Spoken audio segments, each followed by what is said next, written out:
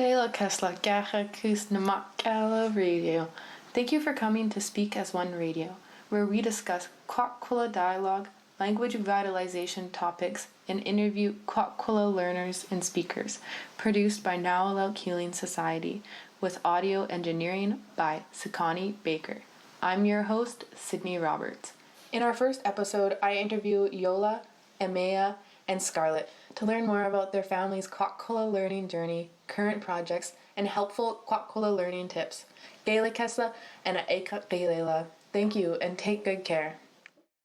So I wanted to interview some Kwak'wala speakers, and I was really inspired by you two and your family and your project on Facebook, and I just wanted to ask you all a little bit more about that, and just to start, just weeks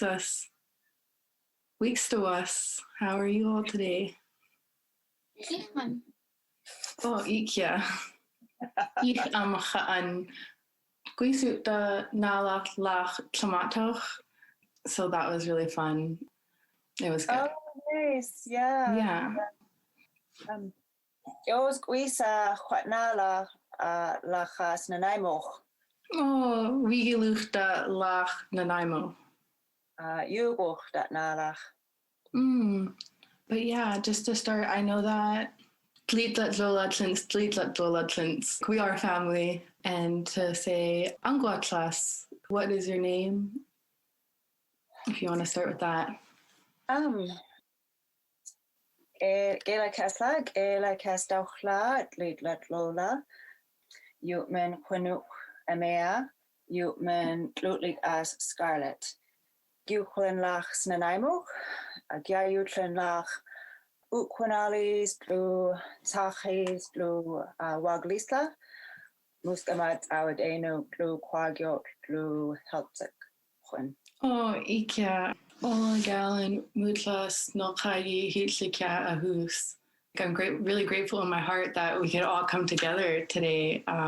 And yeah, meet. It's really good just to Namak'ala, speak as one. But Gilakas'la, Emaeya, and Scarlett. How old are you two? 11. 10 and I 11. would like to practice their introductions. But I thought it was a good opportunity for them to do that. But also just to Gilakas'la, Gayatsi, Hilas. Welcome to my closet office. This is how our COVID times. Yeah, totally. And it's going to be good to touch on that too and talk about language learning in COVID times, because it's affected us all. And yeah, now we're learning language in closets. And if it's bringing us there, it's bringing us there. And maybe that's what we need to learn, is the closet language.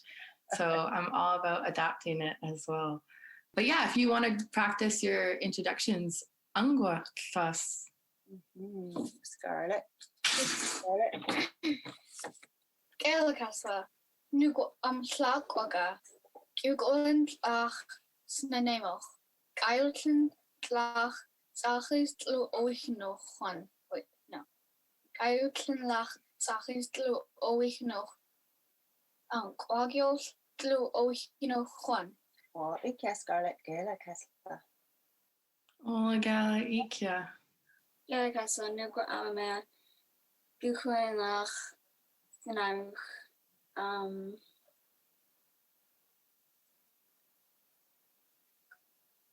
Gailton zachis tlu oichnoch. Muskamat awadeno. Oh, ikya Gilakas'la. Oh, gala Gilakas'la. Muladitlan, Gaidlan, lach, zachis, muskama zawide enuch, Kwak'wala lach tomatoch. I live in Calm River right now. And yeah, ola ichus watchlama. Your words are so beautiful. Gilakas'la, thank you for that. What's one word that you think that you say a lot? Okay. Geese and Kwak'wala. Geese and Gotla. What about you, Scarlett? Do you have a favorite word? Yeah, just geese and gold. I was gonna say the same thing. Geese and Gotla, is that your favorite word? Yes. Oh, yeah, that's a good one. I use that one a lot too. Can you tell me a little bit more about the Kwak'wala projects you're working on and the Namak'ala project? Oh, we do calendars a lot. Correct me if I'm wrong, is January Wayang? Yeah, Wayang, Gilakas'la, and that is the time of the herring, right? pretty sure. The Watney. Pretty sure. It kind of gives us a clue to how our ancestors looked at time, right? Because they would be like, oh, okay, so this is the time that we're supposed to catch herring right now. And then looking forward in the next few months, it kind of gets more into berries and things becoming alive for spring, right? So that's kind of an exciting way to look at time in a different way than English, I would say. For me, and I'm going to chime in here, that it has been really helpful to me in learning about the months and how it's related to how our people used to live their lives. And so for me, it's been interesting and good learning that way, particularly during the months where things are growing. The 1 month has to do with like huckleberry time. Being in the rhythm of the nature, right? Along with the language. Yeah. And it kind of helps your body and yourself be in the rhythm as well. So this is something you're doing during COVID times. And COVID times is pretty hard for all of us, for language learners, especially not being able to connect with elders as much. How do you think learning Kwak'wala in COVID times has affected your learning? I feel like it started in COVID. Yeah. So that's good. It's like something that it's always been there. So you've always been able to learn through it, right? Anyways. So they both had Kwak'wala as part of their schooling program in Sachis from when? Preschool. Up until what grade? Like grade 2. Grade 2 or 2, 3-ish when we kind of all moved south. So in their learning journey, there's been a big shift there where they've gone from being learners within community to learners in an urban setting. And then from there, the differences of learning pre-COVID times to learning during COVID times. And I think there's been pros and cons, but I think it's been a good thing that like now, we've been forced to bring language more into our home. And so Emaeya shares her calendar on what day? I think it's Tuesday. Mm-hmm. How do you say that in Kwak'wala? Mm-hmm. Good Lord. Let's just tell her. And then Scarlett, what day are you? Thursday. How do you say that in Kwak'wala? Okay, so tune in to Namak'ala reports. March Pun Huan Sunt Glu Mu Pun Huan Sunt. So this is something that I'm also learning. So I just have it up on my wall as well here. I will definitely look forward to tuning into your reports regularly. Just going from that learning immersed in Zachis to learning in an urban center is definitely a shift I can relate to myself as a language learner, going from Cam River and then moving to Vancouver as a teenager. And just trying to connect from when you're immersed in the community to down south. So you two were able to take a lot from Zachis to where you are now. Mostly the basics for me. I don't remember much about what we were learning. It's good to have a good foundation, yeah. A part of learning too is that, like, it's there in you, but if, you know, we were to ask you right now, like, what do you remember learning? It'd probably be Kwak'wala. But if we were to recreate the circumstances of your learning, like how Emaeya taught, you would remember it. It would come back to you. So it is there.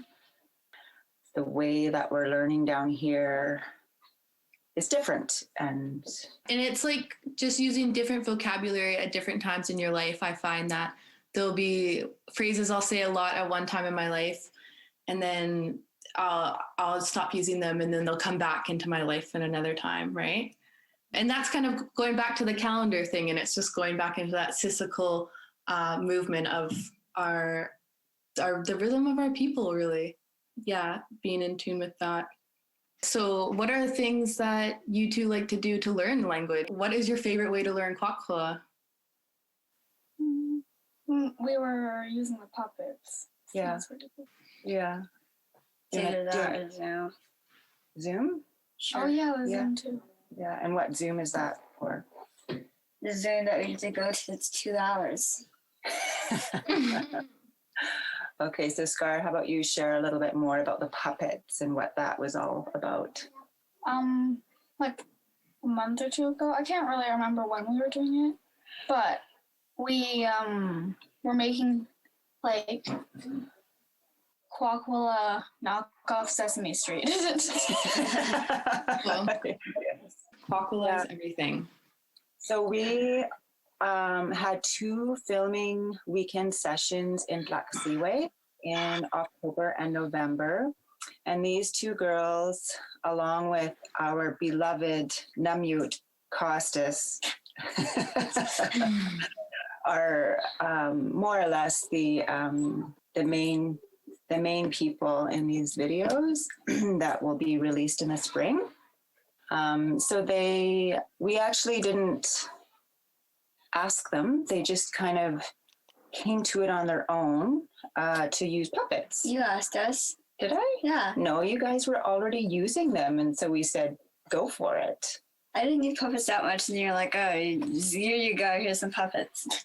Oh, that's Yeah. not how I remember You gave it. us puppets, and you're like, So it grew organically. It did, yeah. So because Costas has been fantastic as Kermit and they think the Frog, because he thinks he's the best puppet. So we had some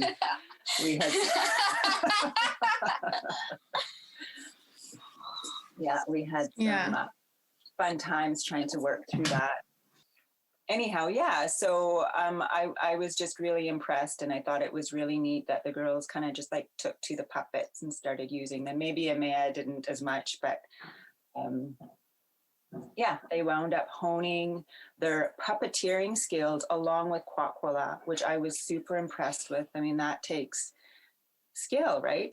Manage a puppet and to speak Kwak'wala, and like some of it was learning on the spot, where like we didn't necessarily have all the language together, but we were really fortunate to have Margaret, who lives in Gilakas'la, help us. And so these girls were like, Margaret was right there saying the language to them. Some of it was new. And they were saying the language, using their puppet. And yeah, I just was super impressed with their effort and ability, and really look forward to those videos when they come out. Yes, me too. And there's just so much to say there. First of all, it's like the traditional learning of like you're there with the speaker and they're speaking it right to you and you're saying it right then.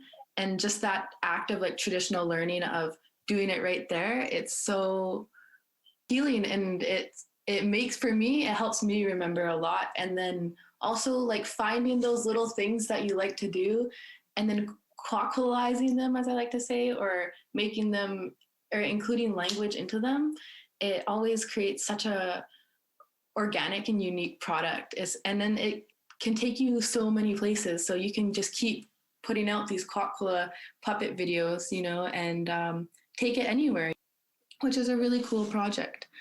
puppeteering in Kwak'wala is the new wave 2021. That's what we're going to see. Yeah. And then the other thing Emaeya was talking about, do you want to share more about our Zoom? Got money for food. That was exciting. Yes. That was really exciting. It's a day's money. We'll work for food. We'll do Kwak'wala for food. Also, such a traditional learning tactic, right? Is like learning with food and learning and eating and being full in your stomach and in your mind and your heart of Kwak'wala. And having good food, hame always helps. So definitely. Yep. What kind of Kwak'wala are you talking about in your Zoom? Do Jeopardy. Ooh, Kwak'wala Jeopardy. Do you ever win? No, we got last. We should get like last or second to last. Yeah. I definitely feel that. I lose a lot of Kwak'wala Jeopardy too. There's someone that is always first, right? They're always just really good at Jeopardy. I'm like, The Voyager family had like almost 4,000. Yeah. Where you're not going to 1,000. That's awesome. What other games would you want to do in Kwak'wala? What about Kwak'wala Monopoly? That would be. I like that game because it's money and it's complicated and it's fun to stress out people. Yeah. And one time I was having like Monopoly with like popcorn. Well, like we went to the movie theaters and I got popcorn, but we still had popcorn, and then we used it to play Monopoly for some reason. So we meet monthly for a family pods check-in, and they provide us with funds for food. So we'll often just get like takeout, not very healthy, but it's a nice treat. And we don't have to cook, so that we can just focus on it is like a 2-hour session. And they sent out a set of Uno with like all the resource to go along with it, which is really cool. However, no, we failed at that assignment because we've got a 4-year-old and a 2-year-old. So to try and play Uno is not going to happen in this household. Yeah, totally. But failure is just another opportunity to try again, maybe in a few years, right? Yeah. So you never know. So we have to try different things, and sometimes like we can't do things all together as a family. So we do things and like we just do different things. So the things that girls and I do might be different from what we do with the littles.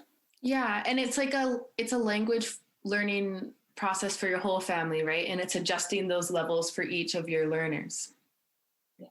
So the girls did join me last summer. Was it in the summer?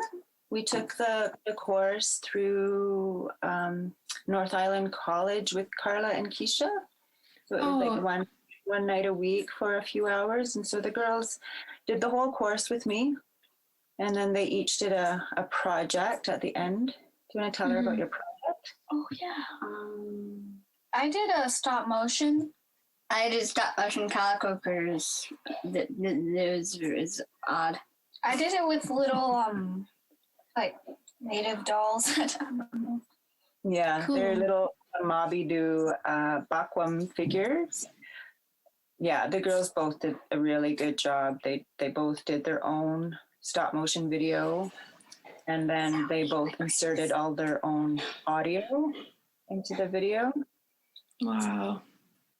Just keep going on these projects that you keep on producing, and by the time you're my age, you'll have a wealth of resources to listen to. And really, like, what it's about is sharing, right? So what you sharing with our community the language we're learning, and that's what I'm happy to do in this podcast, and share with our community a little bit more about the projects you two have been working on, which is really cool.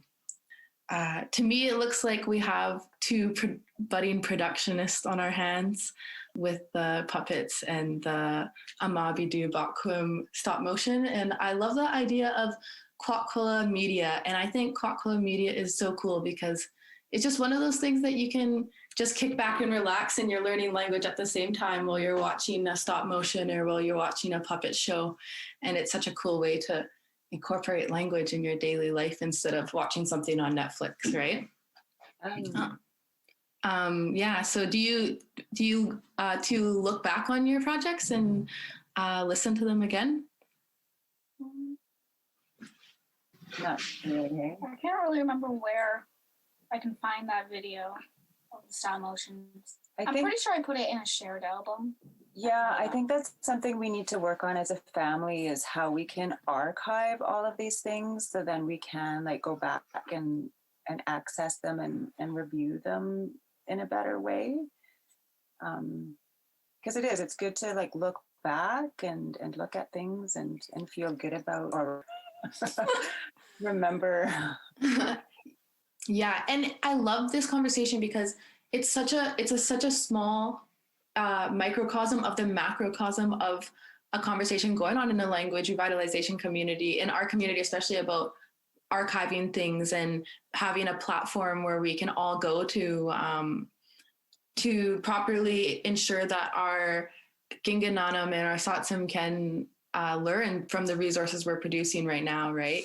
So, because there's so much out there, and I think that the wealth of the Kwak'wala resources that is out there is just amazing how much has been produced, and being able to, like you said, go back and look at what has been done and what you've done personally is so valuable to your language learning journey, especially looking on my own YouTube and seeing the language videos I first made and being like, wow, I've improved a lot since then. And it's really cool. So I really encourage you to do that. Go look at your first projects. It's fun.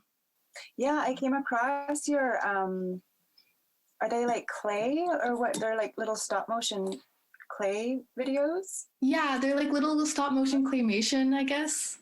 I'll have to show the girls. So now they'll know who made them. Yeah, and they're kind of one of my first language projects too. So I like to go back and be like, wow, my accent has improved a lot since then. And maybe one day I'll even redo the audio with a better accent now. Oh, and I liked your coffee one too.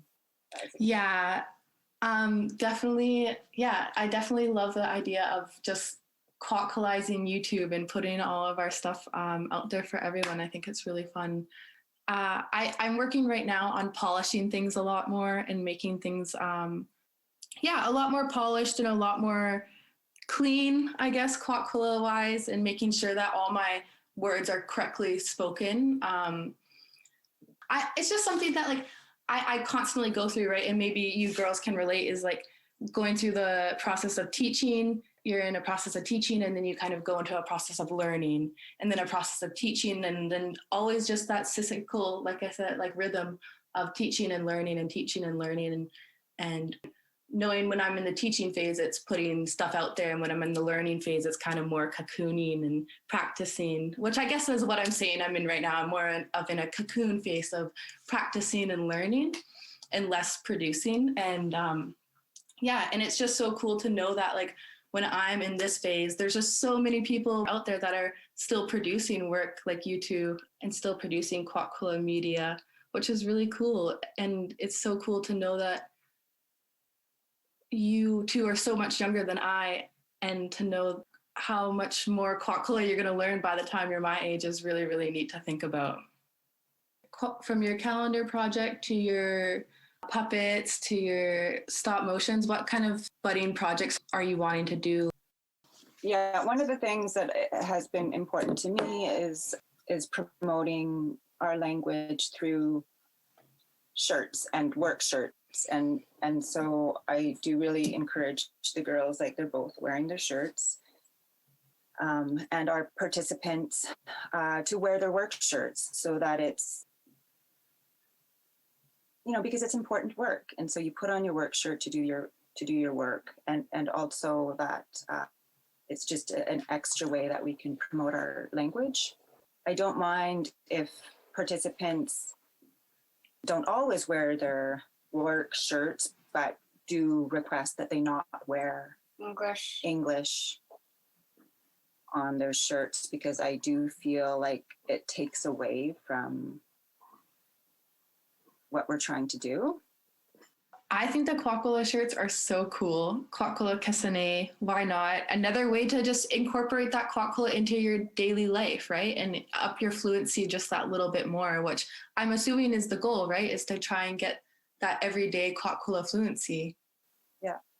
Scarlett's mom, maybe you want to share what your mom's doing? Scarlett's mom got a cricket? Oh, yeah. She got a cricket. She made this shirt. Yeah, so she's just putting Kwak'wala and stuff. She put some on masks and she put some on shirts. That's really cool. Yeah, so Scarlett's mom is supportive of and a part of, you know, our overall family Kwak'wala learning, which is good. So, so Scarlett spends a lot of time with us. She's Jordan's younger brother Nolan's daughter. Scarlett and her mom live down here in Nanaimo, not too far from us, and so Scarlett is a part of our family and our household and our language learning journey. And so I always try to make sure that she's with us and a part of us in whatever it is that we do. One of the things I find has been helpful, and it's been tricky throughout COVID, but we're finding ways, is that it's important to get out and about. It's important to go to different spaces that will inspire language learning. So we've taken numerous trips just to be in different spaces and outdoor places that will like help our learning. I did not realize that that's what I was doing, but that's something that we've been doing. Yeah, and what's your like favorite place to go in Kwak'wala, like the beach or the forest? Port Hardy. Oh, yeah. Port Rupert? Zachis. Me too. There's just such was ik zoek dat Tlama'is. Lach Zachis. And there's just so much there too, right? Like, so one of our last visits home, we went for a walkabout, myself, Emaeya, Scarlett, you girls remember? In Calais. Sanyas was napping. And so we had about a 2-hour walkabout, and we were able to stay in the language for about 75% of the time. So that's a really big marker for our family. But just the things that you're able to talk about just as you're walking around, right? Like referring to the big house and holes and the beach. And yeah, it's like being where the language is like it's so interwoven into our land, right?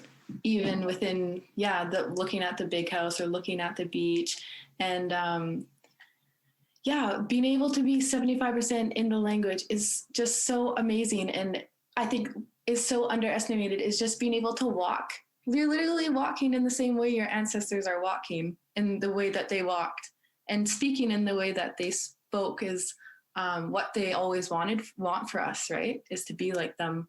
So I really commend your family on that, and really Namak'ala, that effort that you all take for your learning is really good. And I know that at Ikea Noma, we'll all come to benefit from that effort. That's so amazing, those walks that you go on with your family. Have you ever tried any like Kwak'wala sports? Son is definitely. Masas? So we recently have started soccer Thursdays, and First day we barely even did soccer. First day we barely even did soccer. We just did Kwak'wala for soccer, and the girls are kind of annoyed with me. Which is a part of the reality, right? Like sometimes it feels like work, and sometimes they'd rather just run around with the ball and be free and play and not always be learning. Yeah. Yeah. And that's a part of being like a language revitalizationist, right? It's like you said, it's like putting on all those roles that come with the shirt. Yeah. Yeah, and as being like a fashion designer, like you said, or a productionist, or creating a script, or just all those skills that go into keeping our language alive that even your family is just doing. And these two girls, yeah, it's just the skills is endless, like video production, editing. Going with that is like, what would be your dream Kwak'wala project? Like, what's one thing that you would, if you had endless amount of money, endless amount of anything to do anything, sky's the limit, what would you do in Kwak'wala? Good question. Think of anything? Can I spend the money on food? A Kwak'wala feast? That's very traditional. Yes. I do that. Or I create like a land for the puppets. A land for the puppet. Yeah, either that or Just lay them down on the ground. Here's your land. That's amazing. That's what I would want to do. One of those. Here's What about you, Scar? Would you? Anything? I still want to take up stop motion, just with better quality. Yeah. Oh, I was actually thinking we should revisit our stop motion videos and do more of those. We have moved on to TikTok videos and Gilakas'la for the inspiration, Sydney. So Sydney has lots of TikTok videos. And a part of that, how that happened was the initiative put out by BC Association of something. Yeah, no, some acronym. I feel that. I saw that call as well. It was like a call for youth to make a video in their language, right? Yeah, so the first one was to do one in the language. The second one was connection to land. And I don't know, they didn't specify whether it needed to be in the language, but we did it in the language. And for me, that was a really a good project because we got out to a few locations around Nanaimo and did our Kwak'wala language with them, but using the Halkaminam place names. Mm-hmm. And so that's something that I've been kind of like working through or wondering about, like, how do you facilitate, authentic land-based learning outside of your homelands, right? In somebody else's territory where the ancestral language of the land is of a different language. And my land-based Facebook project has really helped me personally with that. But also the videos that we did with the girls, I think was a kind of like a Catalyst. Yeah, it was just like a really good something. And I hope that it can build and grow, because I do feel like it's important for us to honor the land and the language of the land that we're living on while, learning our own language. And that there's ways to do that are good and helpful and not, taking away from what we're trying to do. And actually it adds so much more when you're including the place names that are traditional, right? And bases it, like you said, so much more on the land. And I think that learning more Indigenous languages besides Kwak'wala, it helps me actually learn more Kwak'wala, because then I don't have to translate it always into English. I can be like, oh, I know that word in Salish. I can just translate it in Salish instead of translating it from Kwak'wala to English, which is a really cool thing to start doing. And yeah, really including those place names in the Kwak'wala, I think, is a traditional thing to do, right? Is to honor the land that you're on, and knowing that Kwak'wala is so interwoven within our land, being placed in where you are. It's a really beautiful thing. Scarlett actually did her own, I did the filming and speaking, but Scarlett put together her own TikTok video. I kind of just sat around. I did Emaeya's for her, and so part of it is like honoring that they're different people. They have different ways of being and learning in the language. Yeah.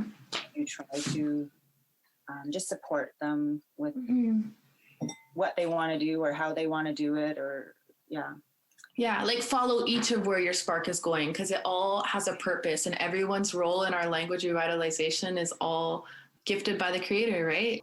Really following your spark like that, and knowing that it all has a purpose for each of us, and it's all different. So what someone else is working on may not be what is for you, right? Like, but I also love TikTok videos. I'm a big fan of TikTok. I think it's so cool what the Indigenous people on TikTok are doing, really revitalizing. It's really cool way to connect, and it's really cool way to put language out there, because you can include the text with the audio, which I think is a really, really neat thing. Yeah. So will you be putting out more TikTok videos then? we have. Like, so the platform itself, I find slightly overwhelming personally, but like what you can do with the TikTok videos. Like, I like how you can voice over, how you can do effects, how you can add text. And I think like 1 minute videos like that are really, it's what's going to be most helpful to people, right? Like, I think everyone's busy, has really short attention span. So we've been doing quite a bit of TikTok videos, but more to just create them there and then share them as part of our Facebook projects. It's really cool to see how Kwak'wala people are using TikTok to save our language and breathe life into our language. Yeah, it's such a cool platform. How about you share a little bit more? So you created your TikTok video. How was that for you? It was long, but I liked it. And I was wondering where you were the whole time. Yeah. So it sounds to me you are really putting an emphasis on going outside and getting out there and learning Kwak'wala, like out there in the world, which is really cool. You use a lot of Kwak'wala outside with your family. Where is like more places in your life you want to use Kwak'wala? I want to use it more in my house, because we usually only use like come here or go over there or be quiet or something like that, or eat food, but we don't really use it that much in our house. So using more Kwak'wala in your house. Yeah. That's a good goal for sure. And I'm going to try and do that too this year. Yeah, I think like a part of what's happening for us is that I'm the one that's learning mostly. And then I just try to increase my vocab around everyone so that they're learning in that more of like a natural way of learning. Yeah. And it's a lot of personal learning to ensure that. Yeah. So just having a conversation of what the girls have done or their experience of learning. And so they may not realize like that they're just naturally learning from around me, and that as my learning increases, so does theirs. Our family goal is to be able to speak within our household. And so to slowly increase that. Yeah. Why is it important for you, for your family to speak Kwak'wala in the household? And then for the girls, why is it important for you to learn? So for me, it is our ancestral language, and a language that was taken from us in quite a violent and awful way historically. And so wanting to reclaim the language for our household and our family. And a big part of that is to understand our worldview, that our people saw the world in a very different way from that of English speakers. And I know that as, we're first language English speakers, second language Kwak'wala speakers, we will likely not quite ever understand the world the way that our ancestors did because they have spoken Kwak'wala, or those that spoke Kwak'wala right from birth. So I want to be realistic about what I'm attempting to do, but just that, it's just such a beautiful thing to learn the worldview of our people and how they saw things. Mm-hmm. So sharing with the girls last night, the term Kwak'wala and how you refer to our children, and that they're your reason for living. And we have many words like that are really just so beautiful, right? Mm-hmm. Just this huge meaning, beautiful meaning contained in one small word is amazing. Yeah, it's preserving that worldview of our ancestors that really it heals us, and it sustains us, and it keeps us going, and it keeps our youth going too, and in turn will keep our people going for generations and generations. And yeah, including that in your daily life and having that in your household, like you said, just having that beauty of that living language around you is such a blessing. The revitalization effort is huge right now in Kwak'wala, and it's really, really cool to see, especially within this family. And so, yeah, to go on to that for the girls, why is it important for you to learn Kwak'wala? Because it's important to my mom. Oh, good one. Your turn, Scarlett. How does it make you feel when you're learning? Kind of like a mix of different stuff. Sometimes it's pretty easy, or sometimes it's really hard. Sometimes it's fun. Mm-hmm. That's good. No, that's good to be really honest about it, right? That's something. I tried to share with the girls last night, to just be honest about it, because it's not all easy and it's not all fun. Some parts of it are really hard and challenging and not fun, and sometimes we don't feel like it. And sometimes it is work with that frustration, because I definitely feel that frustration too. Sometimes I won't be able to say a word, and the elder will tell me over and over again, and I can't get the word properly, and it's a very frustrating feeling. So I've definitely been there. What's one thing that you would tell someone that wants to learn Kwak'wala? Oh. You can go. Suck it up.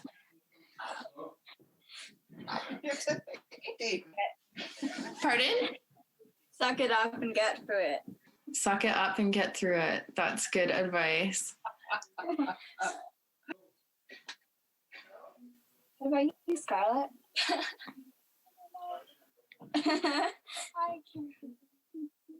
It's hard.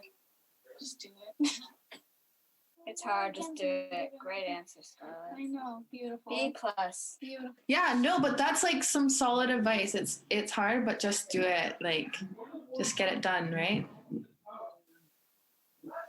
Yeah, no, I think these are good words of advice and fair thoughts, because sometimes our journey is fun, sometimes it's challenging, sometimes a niece loses her patience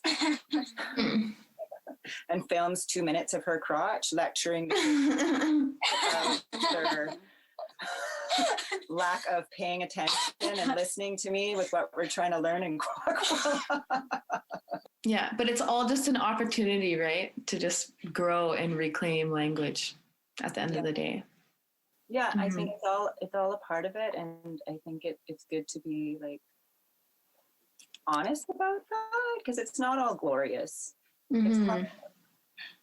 And I just really appreciate both Emaeya and Scarlett for being in this journey with me, And sucking it up. Because sometimes I'm a bit of a slave driver. Yeah, you are, Mom. But they're doing really good work, and while they may not quite know or be able to verbalize the importance or to look back on it, and I think it'll be a big part of their life journey, and a meaningful part. And it just ripples out, like you said, the effect of your Kwak'wala projects are just ripple out forever. are really uplifting to our community. And so with that, I just want to say Gilakas'la Namak'ala Radio. Thank you for coming to Namak'ala Radio. Do you have anything else you want to say to end off? Each of you need to say something. And you're probably going to need lots of water getting through it. Oh, And chapstick. And food. Water, chapstick, and food. Chapstick and water, and what was the last one? Food. Food. Okay, for learning. Yeah, that was neat. I never said this to the girls, but I just started to notice that whenever we were doing like some big like practicing words and phrases, that they were like getting their water. Or like Alice Mata. They you know what they need. Yeah, exactly. I'm Ola Gallon Mutla that you two came and talked today. Gilakas'la, Gilakas'la.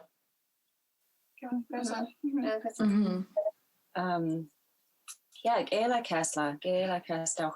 I do really appreciate this opportunity, Sydney, because this is not something that we've had opportunity for before, to actually just sit down and discuss Kwak'wala and discuss our learning. Like we're just doing it, right? And so to take this time to think about it and reflect and give the girls an opportunity to think a bit about, you know, what we have been doing and how it feels for them, what their experience is. And I would imagine that based on the time and conversation together that, you know, they might carry that forward and start, you know, just thinking and reflecting about this a little bit more as they carry on.